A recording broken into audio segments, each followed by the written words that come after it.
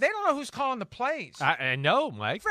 Fairly important job function. When we have the ball, who is deciding, do we run, do we pass, and which play are we actually going to deploy from the playbook that Frank Reich created? It's unbelievable. And Jeff Saturday said at the press conference, it started at 8 Eastern last night, he's going to make the decision tonight. There's still nothing yet about what the decision is. But, I mean, Chris, what do you do okay, they play the Raiders on Sunday. Josh McDaniels, ex-Patriots coach, by the way. Yeah, well, and the guy who who was the Colts coach until he wasn't. Right. What would a coaching staff normally be doing on a Tuesday? It's all they're doing is breaking down the team that they're going to play this, coming week. It's all about that, and then starting to formulate the first and second down game plan of the week. What are we going to do? What are the runs we like? What are the passes we like? What are we going to infuse in the play action pass to put it all together, right? What are some of the checks and packages we're going to put together for the first and second down, game plan of the week? It's all that it is. It is truly a breaking down meetings, conversations. We're going to attack this. Wait, we're not good at this. They're good at that. We can't do these formations because of that, so we have to limit that this week. All of those things to where definitely behind the 8 ball. And then, there's no Frank Reich, the guy who's the end-all, say-all, be-all offensive coordinator, especially with Marcus Bradley being out of there. So that's where, I don't know who this falls on. I don't know if it ends up going to another, like Kevin Mawai. He's on the staff as an assistant offensive line coach. Maybe he gets involved here, the quarterback coach. But I mean, Scott they're limited. Is the quarterback coach. Right. So that'd be one guy I would think is, going to be in the running, probably the top candidate to call the plays this week. These are things that you can't be figuring out 5 days before a game. No. And think about it.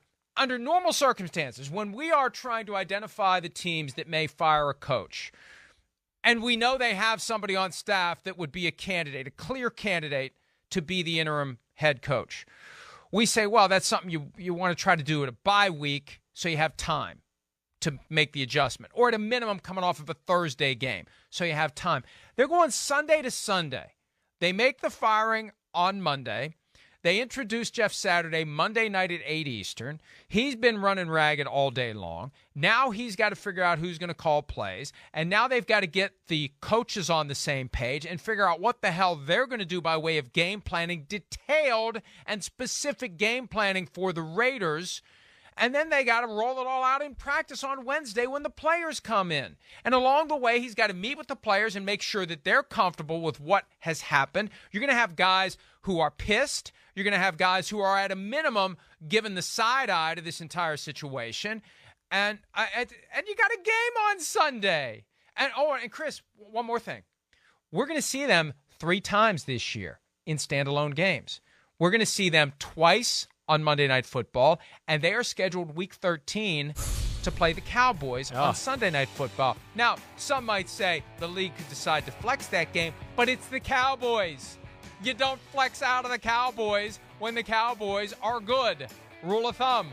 You could put any team out there, and it's going to be Sunday Night Football, America's team. So we're going to see them Week 12 Monday Night Football against the Steelers, Week 13 Sunday Night Football at the Cowboys, Week 16 Chargers, Monday Night Football, non-flexible. So we're going to get to see this experiment in real time 3 different times over the second half of the season. Oh, that's great. I'm all for it. I mean, to me, it's like, don't move it now. If Frank Reich and company were there, I'd go, let's move it. But now, as Jeff Saturday, I want to see it firsthand. So this will kind of be fun, even though they're not deserving to be in some of those spotlight games like that. But, geez. Yes, I'm all in it. I want to see it. I wanted to see the decisions made. But, that Raiders-Colts game this week now got very interesting because of this situation. And look, it's a balance we strike. And I'm not going to measure my comments. I'm not going to hedge my bets in the event that Jeff Saturday ends up being Vince Lombardi. We see that all too often when college coaches come to the NFL. You'll see people who are like, oh, this guy's going to be great. Because what's the harm in saying that? Hey, we're positive here. Go coach. Because if he's good and you've said all the nice things about him, he's more likely to take your phone call. Screw that. Okay? This is a mess. This is an embarrassment to the Shield. This should not be happening. It's an affront to all the folks out there who have been busting their asses to get real credentials and real qualifications. That's the problem. Now, I'm not saying I'm rooting against Jeff Saturday, but it shouldn't have happened.